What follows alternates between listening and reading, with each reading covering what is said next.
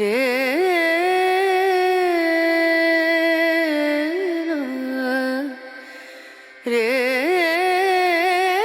রা না, রে না। नजरिया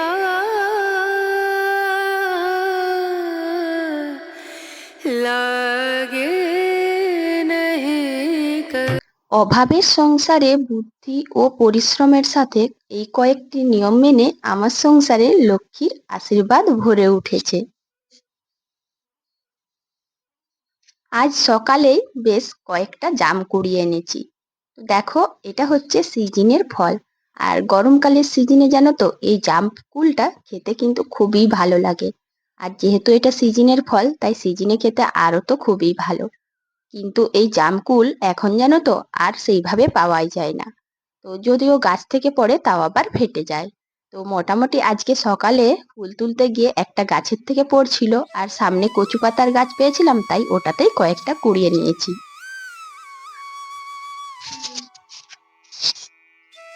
তো আমার প্রিয় বন্ধুরা, এখন দেখো আমি এখন বাসন মাজতে বসেছি। আর এই যে সকালবেলায় প্রেসার কুকারটা মাজছি, এটা মাজতে গিয়ে না একটু মাথায় এলো যে এই যে ওপরের নবটা থাকে এটা কিন্তু প্রতিদিনই পরিষ্কার করতে হয়। তো এটা আমি না কাল পরিষ্কার করিনি, তাই ভাবলাম যে আজ অবশ্যই করে নিই। আর এই প্রেসার কুকার জানো যেমন একটা সহজ বিষয় ঠিক তেমনই খুব জটিল বিষয়। আর এটা কিন্তু একটু বুদ্ধি করে পরিষ্কার করতে হয়। তো আমি রাবারটা খুললাম না, শুধু মাথার ওই যে নবটা থাকে ওটাই খুলে প্রেসার কুকার যত দামি হোক না কেন সব সময় নব খুলে আর রাবারটা খুলে অবশ্যই পরিষ্কার করতে হবে। এটা কিন্তু আমাদের সংসারে যত কাজ থাকুক এই ছোটখাটো বিষয়গুলো ঠিক বুদ্ধি করে করে নিতে হয়। আর না হলে কিন্তু আমাদেরকে দুর্ঘটনার মুখোমুখি হতে হয়। তো আমার প্রিয় বন্ধুরা, আমি মনমন ব্লগার মনমন চ্যানেলে তোমাদের জন্য আবারও একটা নতুন ভিডিও নিয়ে চলে এসেছি। আশা করছি ভিডিওটা তোমাদের ভালো লাগবে, তাই পুরো ভিডিওটা দেখার জন্য অনুরোধ রইল। বাসন মেজে চলে এসেছিলাম বিছানা তুলতে। আর দেখো বিছানাটাও তুলে নিয়েছি। কিন্তু জানো তো এই যে পরশু দিন থেকে ছেলের জ্বর তোমাদের সাথে শেয়ার করেছিলাম, সেই জন্য জানো বালিশের কাভারগুলো আর ঠিক করে পরানো হয়নি। বলতে গেলে মানে সময় সুযোগ যদিও বা একটু হয়েছিল, ইচ্ছে শক্তিও ছিল না ঠিক। মানে মন মেজাজ ভালোও ছিল না। আর এখন দেখছি যে না, বিছানার যে বালিশের কাভারগুলো না পরালে না একদমই দেখতেও ভালো লাগছে না। আর এটা কিন্তু পরিষ্কার পরিচ্ছন্নতা ঘরে সৌন্দর্য বাড়ায়। তাই আমি এই যে বালিশের কাভারগুলো একটু পরিয়ে দিচ্ছি। তো মোটামুটি একটা কি দুটো দিন যা হোক করে চলে গেল, এখন তো বাড়ি ঘরের সমস্ত জায়গা ঠিকঠাক করেই নিতে হবে। তাই ভাবলাম যে সংসারের কাজগুলো করার আগে রুমের কাজগুলোই ভালো করে করে নিই। তাই দেখো বালিশের কাভারগুলোও ঠিক করে পরিয়ে নিচ্ছি। আর সকালবেলায় যদি এই কাজগুলো না করি না, সেই একেবারে দুপুরবেলায় করতে সুযোগ পাবো। আর কিন্তু মাঝখানে সেইভাবে বিছানার কাজ করাই হবে না, হয়তো সুযোগই পাবো না।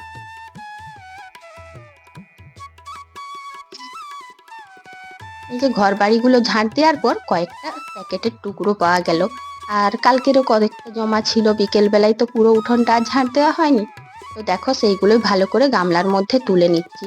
ওগুলো নিয়ে পুরো বাড়িটা আরো ঝাঁট দেবো, তাই ভাবলাম হাতে হাতে এই টুকরোগুলো তুলে নিই। আর গামলার মধ্যে জমা রেখে দিয়েছি, এখন কাপড়গুলো ভিজিয়ে নিচ্ছি।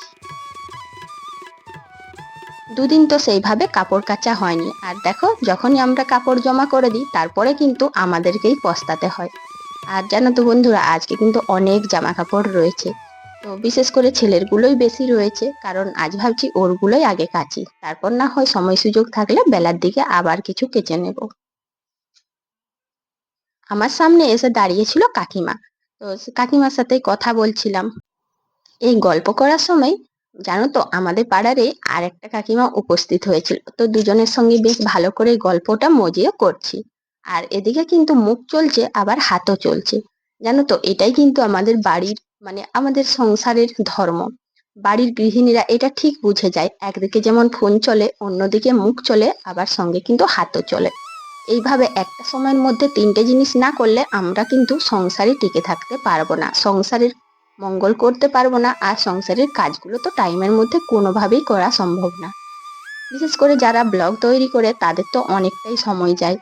আর গ্রামের দিকে জানো তো সত্যি বলতে কি একটু বেশি কাজ থাকে। আর প্রত্যেকটা কাজ কিন্তু নিজেদের হাতে করে নিতে হয়।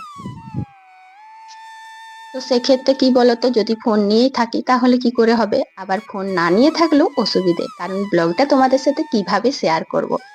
তো যাই হোক, অনেকটাই টাইম লাগে ব্লগ শেয়ার করতে, মানে এই যে ভিডিও করা, এডিট করা, এগুলোর জন্য অনেকটাই সময় লাগে। তো মোটামুটি করে নেওয়ার চেষ্টা করি। আর যেহেতু আমাদের গ্রামে না ঠিকমতো নেটওয়ার্ক থাকে না, তাই আমি চাইলেও কিন্তু সঠিক টাইমে পোস্ট করতে পারি না। তো আমার প্রিয় বন্ধুরা, যারা সবসময় আমার সাথে থাকো আর যারা আমার চ্যানেলে নতুন এসেছো, তারা কিন্তু একটু পাশে থেকো। কারণ আমি ভিডিও করতে গেলে যতটা আমার সহজ মনে হয়, একটা ভিডিও আপলোড করতে আমার ঠিক ততটাই কষ্ট হয়। অনেকটাই সময় লাগে, অনেকক্ষণ ধরে ফোন নিয়ে দাঁড়িয়ে থাকি, নেটেরও অবস্থা খারাপ হয়ে যায়, মানে নেট প্যাক পুরো শেষ হয়ে যায়, কিন্তু তারপরও ভিডিও আপলোড হয় না। আর যে গ্রাম থাকি আমি, সেই গ্রামে না আর কোনোদিনও মানে নেটের অবস্থা ভালো হবে বলে জানা নেই।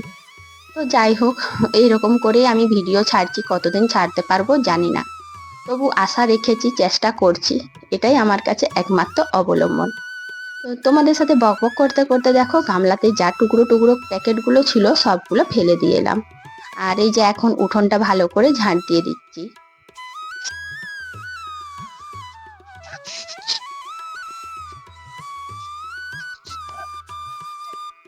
উঠোন ঝাড় দিয়ে চলে এলাম কলপাড়ে ঝাঁট দিতে।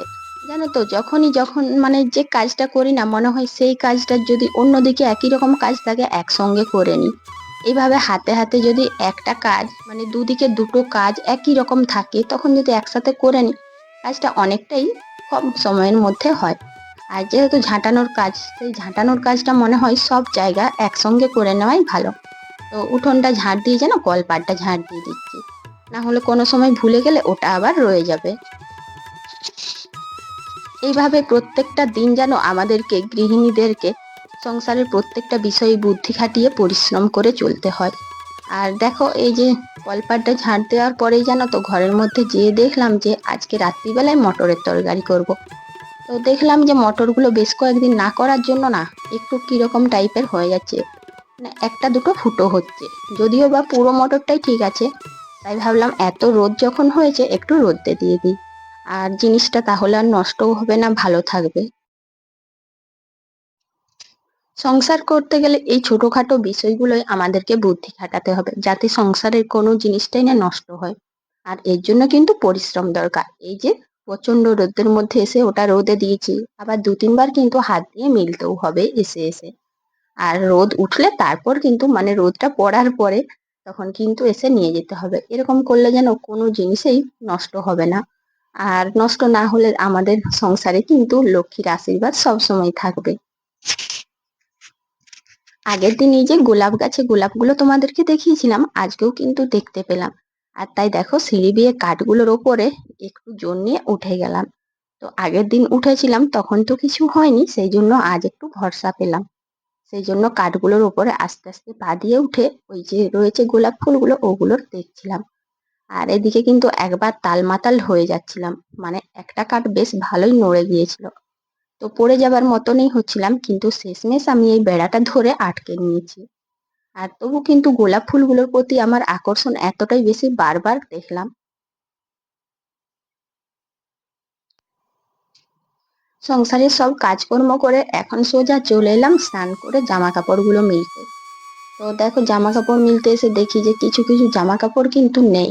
তো তারপর ওখান থেকে জোরে ডাকলাম, মা বললেন যে উড়ে পড়ে যাচ্ছিল, শুকনো হয়েছিল, সেগুলো তুলে নিয়েছি। আর এদিকে দেখো, আবারও কিছু জামা কাপড় কিন্তু পড়ে রয়েছে। তো আমি এসে এটা দেখে অবাক হলাম যে হঠাৎ করে জামা কাপড় পড়েছে কেন। তো চারিপাশটা তাকিয়ে দেখলাম যে না, একটু হাওয়া বইতে শুরু করেছে, আর মেঘলা মেঘলা আবহাওয়াও হয়ে আসছে।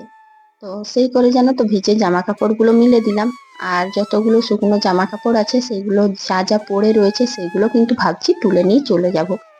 আর যদি অল্প ভেজাও থাকে, রুমের মধ্যে মিলে দেব। ছেলের যে গেঞ্জিগুলো ছিল সেগুলোই কিন্তু ছোট হওয়ার জন্য এদিক ওদিক পড়ে গিয়েছে।